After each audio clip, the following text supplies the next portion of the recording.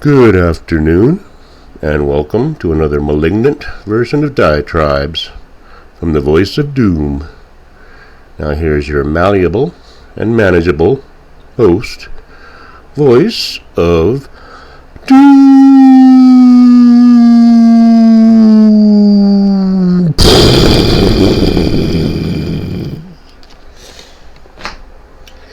Hello, I'm back.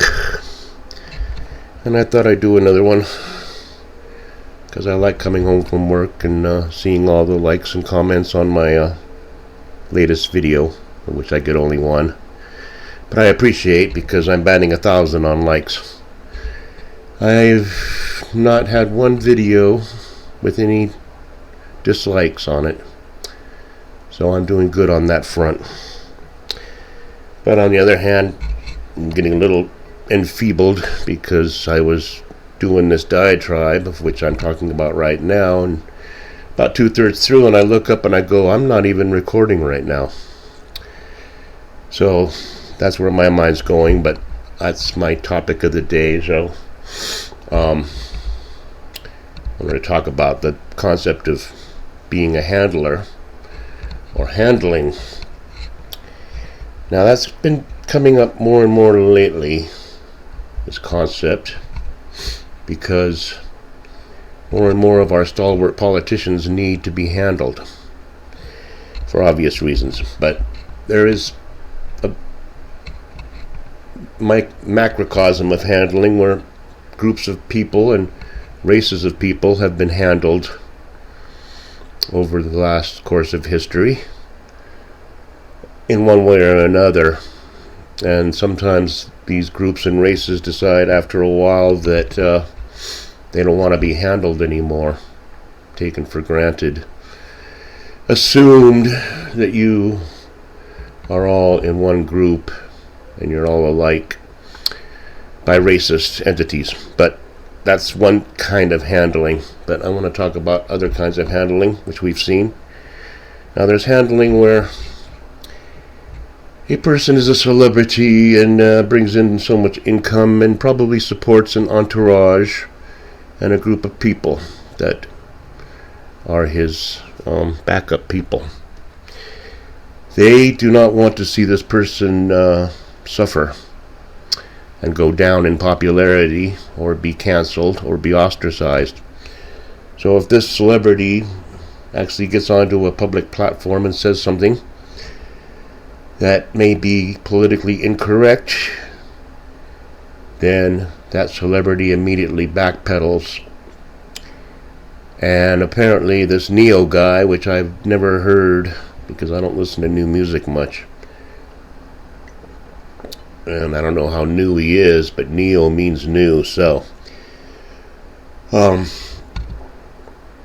he said something about the LGBTs and T's, and I guess he backpedaled it, and turns out his handlers backpedaled it, and he backpedaled the backpedal because the handlers wanted to, alleviate any kind of a brouhaha or fracas with this celebrity.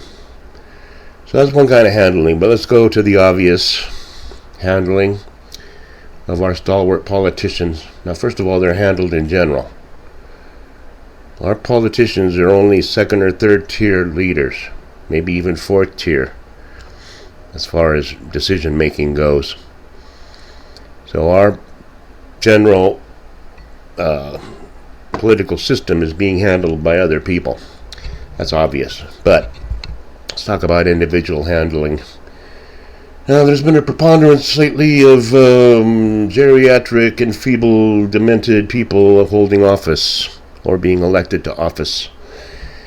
And apparently that's part and parcel of the fall, but it's just something we had to put up with and just accept, because to say anything, you are a phobe.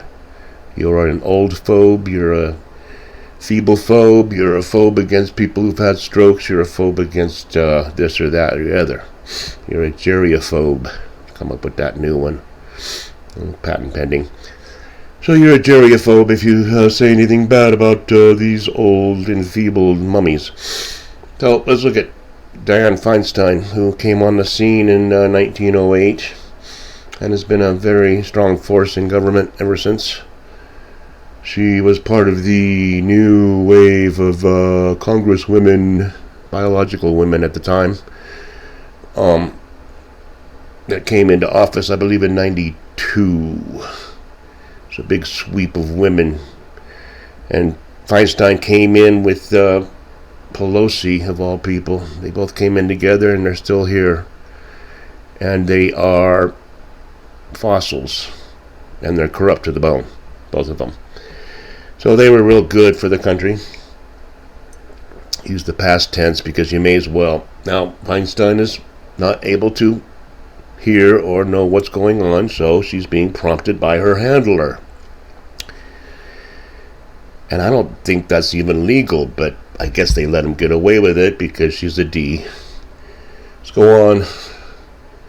This guy Federer, who's probably not been in office long enough to enrich himself too much, but probably enough, who's being handled because he's totally incapable of functioning. And I believe that there is a spouse involved with that handling, which there are always, or there's handlers who are spouses a lot. You go back in history to another great D, a great D racist named Woodrow.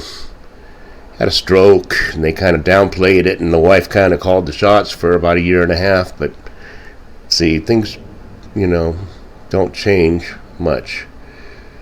So we have that handling. What else do we have in the way of handling? Well, I wanted to mention a couple interesting things, conspiracy theories, of course. But when the minority leader of what used to be the Senate freezes twice, you'll notice in the footage that each time he freezes, somebody rushes up to him and grabs him by the back, right here. Kind of the same place that Data had his shut off and turn on switch in Star Trek, right in the back, lower back. And a person comes up and grabs him by the back, and suddenly he's like, "Oh, where am I?" So I don't know if he's a robot or if he's mind controlled or if he has some sort of a cue or a trigger word, if he's a Manchurian candidate or if the handlers are aliens. I have no idea. I'm open to all of those ideas because things are so strange that almost anything could be possible. But I noticed that with the whatever he was, the fossil, that each time he froze, someone rushed up and tapped him on the back. So that's kind of handling somebody, isn't it? When you're turning him on and off. Rush up there, he just turned off again. Okay, let's go on. We have a petri dish in office who has probably a myriad of handlers, depending on what situation it is. But we should just cut to the chase, because he's going from bad to worse. His latest idiocy, which I didn't mention yesterday, was that he was giving a Congressional Medal of Honor or some such to a vet, and just heard the music play and said, "Oh, that's my cue to walk off stage," and just wandered off, and the vet standing there kind of like, what do I do now? Very humiliating for him. Forget about petri dish. He's not capable of being humiliated. He's lost the power to blush from overuse. Now, that was his latest blunder, but in general, people are handling him. And I will go back to my original thought that these investigations of the no-account son are being poo-pooed as, but that has nothing to do with petri dish. Now get ready for the revelation. Yes.